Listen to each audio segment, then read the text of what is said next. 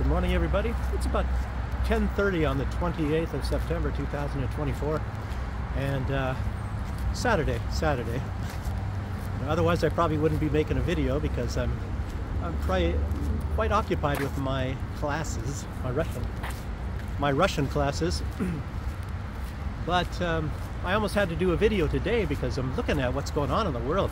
You know, we're all wondering if supposedly Joe Biden is going to give permission for Ukraine to use long-range missiles into Russia, which of course cannot be done without entirely being at the control of the United States. You know, they will be the ones, of course, supplying the launchers, the ammunition, and inputting all the data, and maybe a Ukrainian will push the button and it will be done in Ukraine, but that's about it. But otherwise it's going to be all American, if in case this does happen. And of course a lot of this is already happening anyway, but it's not just that. That's just a question right now of what's going on in Ukraine. And you know, I'm not going to talk about Ukraine so much. Who knows what's happening, you know, behind the scenes in any country, really. And Russia has just updated their nuclear doctrine, and you know, it's a little bit closer now maybe to the United States, but the United States has a few first use nuclear option. Russia has that only if they are getting attacked and their existence is threatened as a first use of nuclear weapons. The United States has the doctrine of using nuclear weapons just because they want to, you know, destroy an enemy, you know. So, but Russia, you know, I don't know, they've updated theirs, and of course so now it includes Belarus, which should be a good thing. I guess it's a good thing for those of us living here in Belarus, because, you know, there's been a lot of threats from across the border, from Poland and other countries, maybe some of the other the Baltic countries, you know. And who knows why they hate Belarus so much. You know, Belarus is actually not involved in the war in Ukraine anyway, you know, not for the most part. I'll tell you what, Poland is much more involved in the war in Ukraine, you know, on the side of Ukraine, than Belarus is on the side of Russia. So, yeah. Anyway, but like I said, I'm not going to talk so much about that. What's more important is what's going on in the Middle East. And as you see now, just a few days ago, gold was at its record high, much higher than it's ever been. It was at least where I used to have gold. I had gold in Germany, and I base it on one certain item, the price of that item. And I originally at one time paid around 1,600 US dollars, or no, euros, for 1 ounce.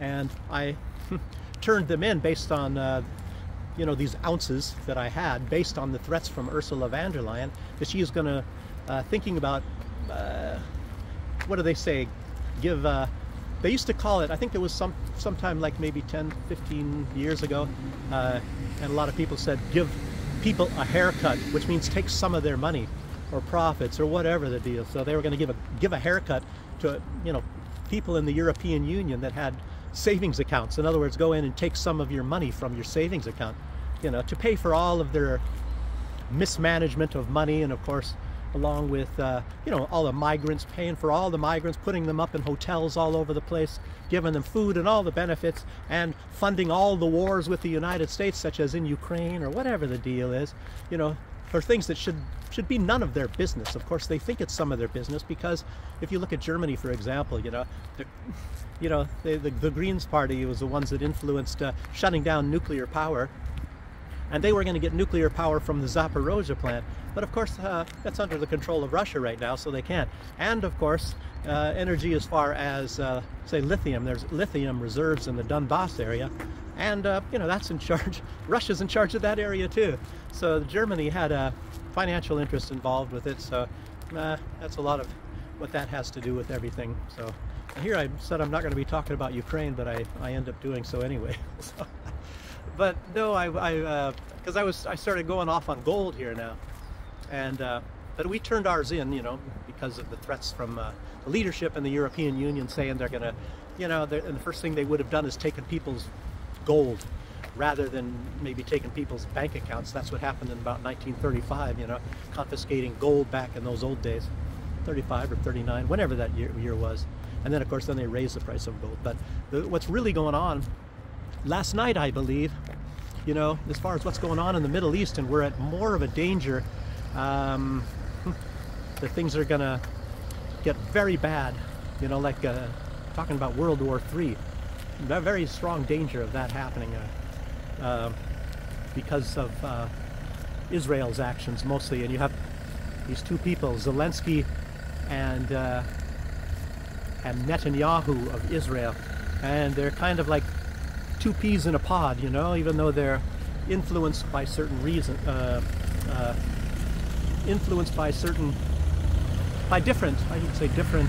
different things. And there's this, I think his name is Zhirinovsky, who was a Russian politician, and he said that World War III is not going to really start. He died, I think, a year or two ago, and a lot of people look at him as like a prophet because he predicted a lot of things, and they've all came true, really, or at least most of them. And he said that the war is going to begin in the Middle East, and everybody will forget about Ukraine because it's going to be so horrific in the Middle East. You know, it'll take your attention away from Ukraine. But last night, Israel did massive bombings again of Lebanon, very much so, huge. Some of the biggest bombs, biggest conventional bombs on earth is what they used. And of course they're trying to kill the, what is it called, the secretary of Hezbollah, the leader of Hezbollah, Nasrallah. And I think they used 6 bombs. And if you see some of the footage, it's like, I don't know, it goes like 20 feet deep into the soil in huge areas where a whole apartment building, you know, for one bomb just destroyed huge places in Beirut. And but they say, maybe it's true, I don't know, is that they Hezbollah had their headquarters underneath housing, civilian housing. So obviously they killed a lot of people during the night. And Israel, just like the United States, they don't care if they kill innocent people. Muslims do. Muslims, they could be killing thousands and thousands of Israelis, but they're not doing so. They're actually going after different targets. That's one thing that people misunderstand about Muslims. You know, and I was kind of wondering, well, what about those suicide bombers in the, like, what was it, the 1980s or something? I don't know. You know, that's has this quality of something called desperation, and desperate people do, you know, some crazy things, you know, and for various different reasons. I don't know. What in the heck is this? Somebody was making a toy, I guess, of some sorts. Yes, but Netanyahu, apparently what he's doing, a lot of people are saying that he has to keep these wars going, or otherwise he will be set in a trial and he will be removed as the leader. But if he can keep the wars going, or the hostilities going, they can't hold a trial against him. So I guess that's sort of an, I guess you could call it an addiction to power. Netanyahu, I'll tell you what, and I guess they did some sort of some psychologist or psychiatrist did some kind of an evaluation of that guy some years ago, and the rumor is, at least, that the guy killed himself because Netanyahu is such a terrible case. And this guy said, this psychiatrist or whatever said, that the whole world is in trouble from this guy. And I tell you what, you know, have you heard of the Samson complex? You know, it's like, if you're not going to be successful, you'll make sure that everybody goes down. You know, it's like punishing the entire world for not falling at your feet. Sounds like the United States government, doesn't it? But also remember that Iran said they're not going to sit out. They're not going to sit out if Israel goes in all-out war against Lebanon. Well, I'll tell you what, with all of the bombing that they're doing and all the people they've killed, isn't that all-out war? You know, somebody put out, and I guess this is true, that there are no more declared wars in the world. As you noticed, Vietnam was not a declared war. When was the last time that anybody ever declared war on anybody? I guess it's because declaring war comes with certain stipulations, like something about trade. And the minute you declare war, I guess you're a pariah in the world. So nobody declares war anymore. There are no declared wars.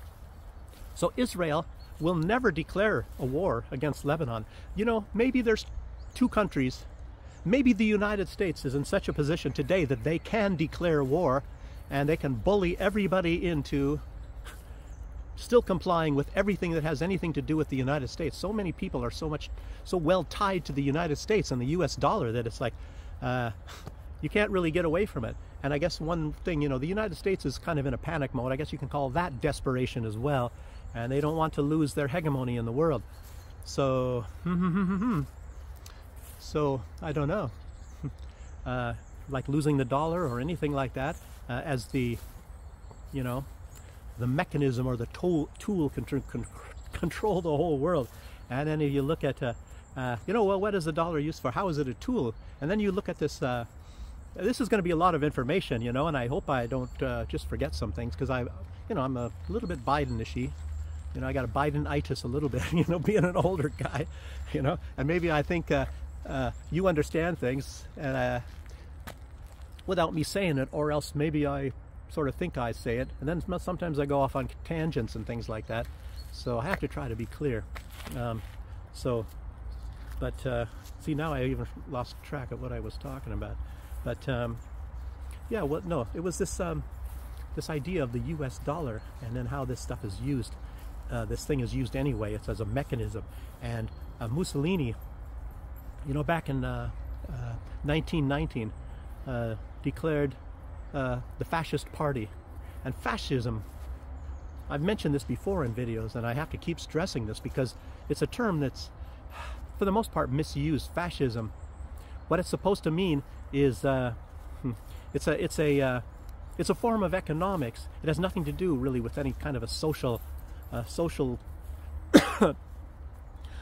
you know, social problems amongst people. It's a Mussolini said it is the marriage of corporate money to government power. And the United States, let's just face it, and there are even books written about it, such as From Freedom to Fascism. The United States is a fascist country. That's fascism. Obama was a very, very strong for fascism. That was what was this? The North, or was it the Atlantic Partnership or whatever? The thing that Trump tore up on the very first day. That was starting global fascism. You know, it's where money controls even governments or people, anything. Like the people have no say, and it's money, and it's the people that control the money are the ones that would have the power based on that agreement. And it would be amongst Europe and the United States mostly, and then of course everybody else would be forced into it. So that's a terrible thing. But yes, but like I say, Netanyahu, he seems to have an addiction to power. And you see a lot of these people.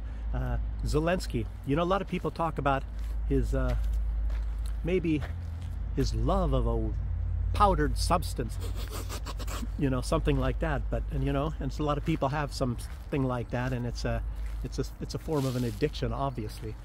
But there is a lot of people that have an addiction to money. And of course they buy houses all over the world. They buy casinos and yachts and things like that. They have a house in Florida maybe. Maybe they have a winery, which they were trying to sell in Italy. And of course, for some reason, I believe it's not up for sale anymore. But you know the guy, I'm just mentioned his name that I'm talking about, the guy in Eastern Europe. That guy has an addiction for money as well as maybe a white powdery substance. And, you know, if you look at Donald Trump, you would think, oh, he's some rich guy, and you know, you see his place in Mar-a-Lago. You think he's addicted to money, but I'll tell you what, it just looks like that. I think Donald Trump is he's addicted to success. As you see, just by listening to his words, the greatest economy, this is the greatest and very good and things like that.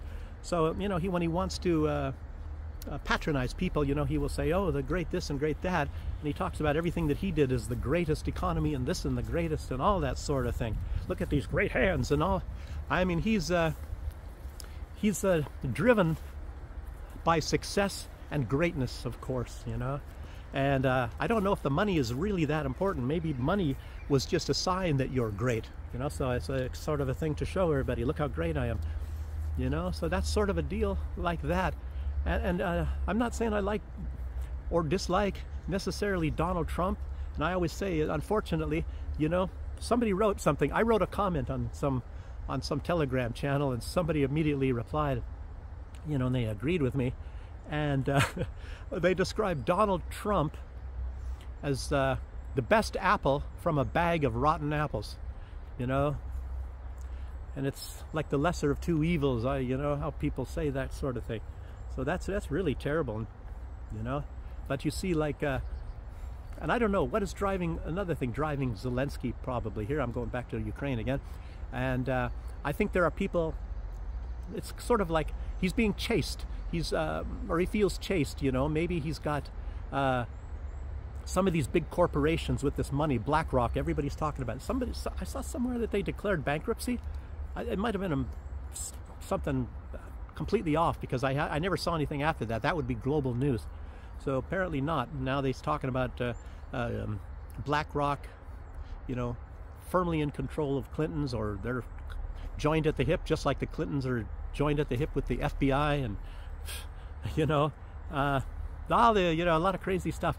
And the one reason I talk about this stuff, you know, I used to be, as you all know, I was in the, worked in intelligence as well, in the Army, in the U.S. Army, and you know, met a lot of big shots. I was never involved in any real combat place, but I was in during Desert Storm, and you know, I met lots and lots of generals. I met some heads of state. I even sat next to Ronald Reagan eating dinner at one time. I don't know if I ever mentioned that, but it's not like I talked to him. I was just a corporal at the time, and just happened to be sitting next to him. You know, he was actually a very nice guy. He told a lot of jokes. I can't even see how he ate his dinner, because he was telling a lot of kind of funny things or something like that. Very, very nice, pleasant person to be around in those days. But yeah, anyway. But like I said, I don't know if Iran's going to be able, talking back to the Mideast, I don't know if Iran is going to be able to sit down on this one, you know.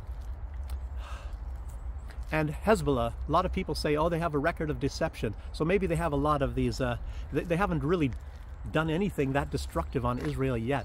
A lot of people say they're holding back all their big stuff. And apparently they do have some big things. I don't know. Israel destroyed a lot of things. I think it was yesterday or whenever, a lot of the launching systems of Hezbollah. So what that's going to be about, I don't really know. So, but I'm just concerned about what's really going to happen. And the price of gold did not go up. It actually went down yesterday, in spite of some of these bombings, I believe, because I think they were bombing the day before. Even though it is very high, but it just went down a little bit. You know, and I'm looking at the price of gold. You know, and it's not so much.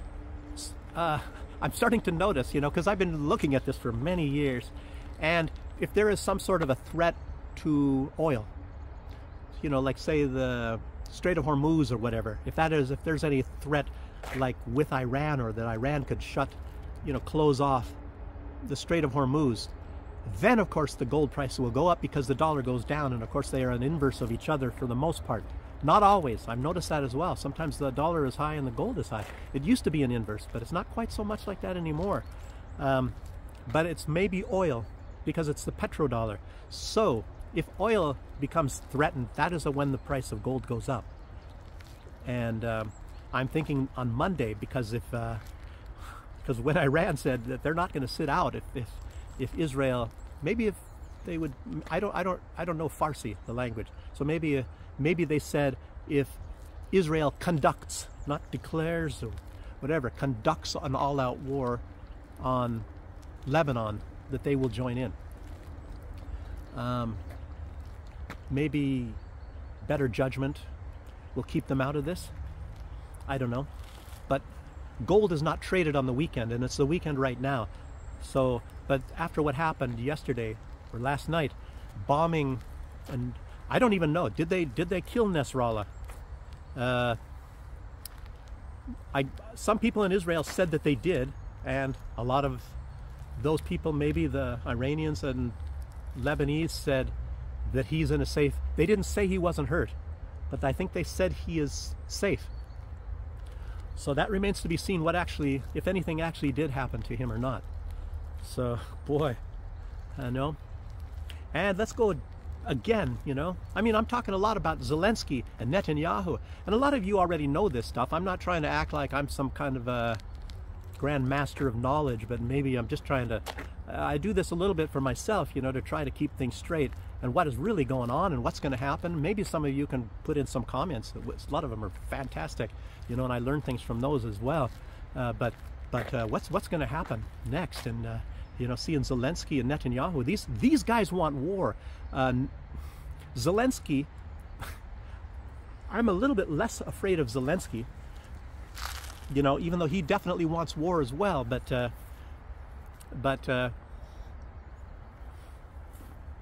I don't know.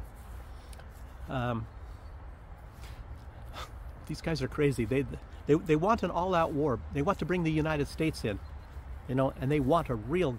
These people do want a World War III, and there's no denying it. Look at like Lindsey Graham, you know. I mean, everybody knows he's a crazy guy, and no matter what these guys say, if they ever say that they don't want a war, it doesn't mean that they don't want a war. Politicians, you know, what they say and what they do obviously are always two different things. Most politicians over here in Belarus and Russia, man, it's a little bit different. When they say something, normally they mean it. Like I said, it's not like in the West. So. The big question for me is, you know, and it's not so much like Ukraine. It looks like the U.S. can walk away from Ukraine, possibly. But Israel, that's another story. That's another story. The United States government will do much more for Israel than they will for any other jurisdiction within the United States, including a whole entire state, including California or maybe even New York, you know. So if some of those places are threatened, you know, and Israel, they will protect Israel more so than they will protect their own jurisdictions within the United States. So if there was a natural disaster, for example, you know, you saw that, and you know, that's another thing. The United States rushed to Haiti more so than they rushed to Louisiana whenever there was some sort of a problem back in those days. I don't know how long ago. That was in the Obama years or whatever like that. But, you know, you have to understand there was an oil discovery in Haiti back in 2007. And the United States sees Haiti also as their property. Still, they always have been. There's a book by John Pilger, you know, Pulitzer Prize winning journalist, called Hidden Agendas. And inside of that, you'll see what he's writing about Haiti as well.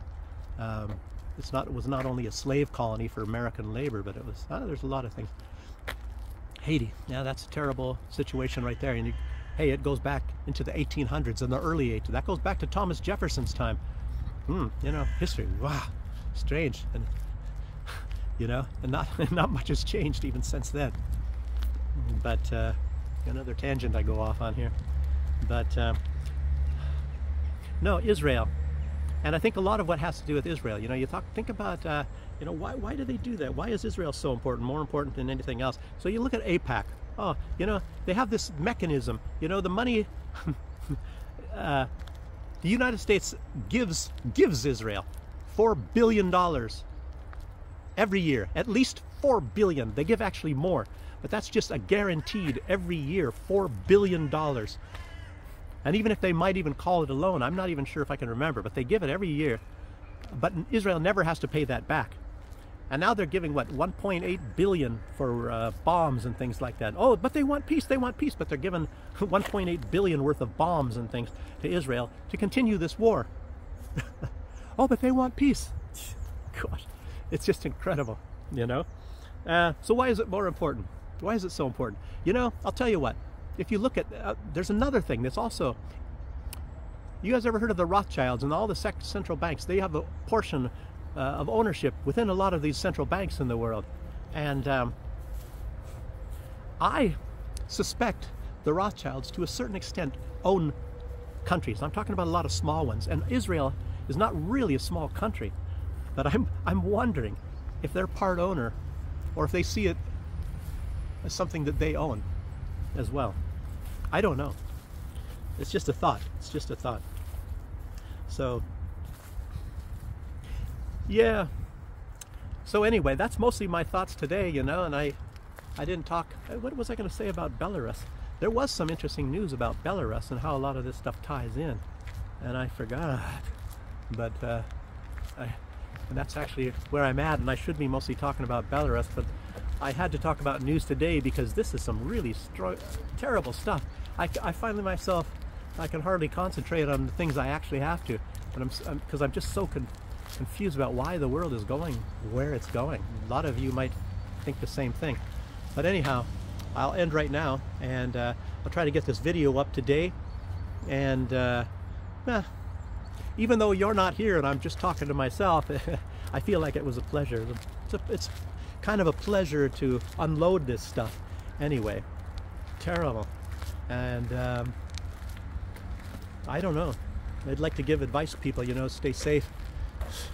You know? So I don't even know whether I should feel safe here or not. You know? Because, yeah. I don't know. There was something said by the President Duda of Poland.